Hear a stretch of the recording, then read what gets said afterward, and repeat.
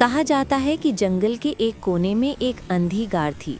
उस गार के बारे में मशहूर था कि जो भी उसके अंदर गया वापस नहीं आया। रात के वक्त वहाँ से अजब सी सरसराहट और चीखने की आवाज़ें आती थीं।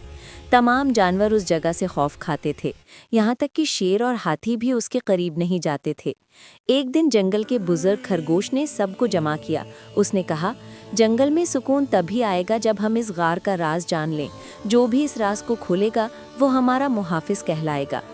सारे जानवर खामोश थे, सब एक दूसरे का चेहरा देख रहे थे। इतने में एक आवाज़ आई। ये आवाज़ थी एक नेवले की।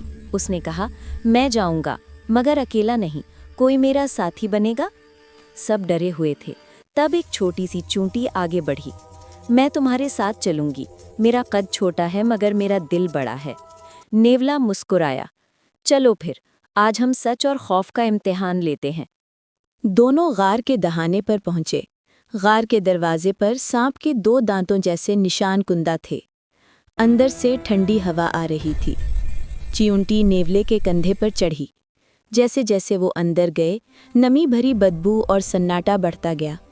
नेवला बोला, ये सिर्फ गार नहीं, जैसे कोई कब्र है, किसी की छावनी।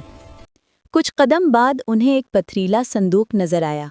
संदूक के किनारे सुनहरी रोशनी से चमक रहे थे। चियूंटी आगे बढ़ी। उसने संदूक को छुआ और अचानक एक जोरदार धमाका हुआ। संदूक खुल गया और उसके अंदर से एक काला लंबा जहरीला सांप निकल आया। आंखों में सुनहरी रोशनी, जबान बाहर, सांस जहर से भरी। सांप बोला, मैं इस गार का मुहाफिज हूँ। तुम जैसे नासमझ यहाँ आकर मौत को बुलाते हैं।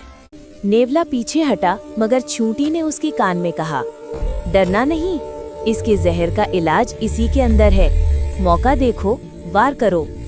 सांप ने हमला किया।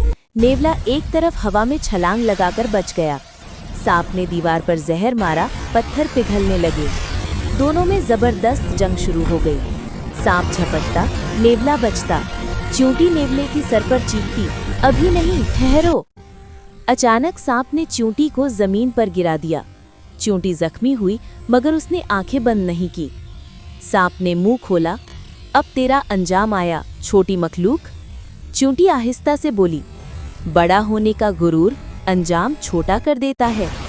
और वो लम्हे भर में सांप के जख्म में घुस गई। सांप तड़पने लगा, उसके जिस्म से रोशनी निकलने लगी, दीवारें कांपने लगी। नेवले ने जल्दी से सुनहरी पत्थर उठाया जो सांप के पीछे रखा था।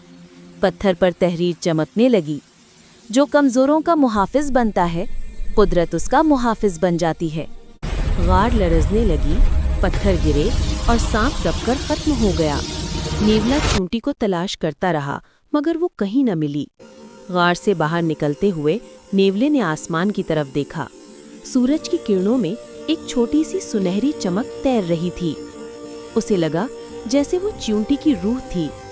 नेवले की आंखों में आंसू आ गए, मगर चेहरे पर सुकून था।